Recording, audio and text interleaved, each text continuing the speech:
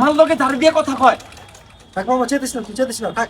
না নাম নিচে নাম। না চেতিস না। এই বেটা,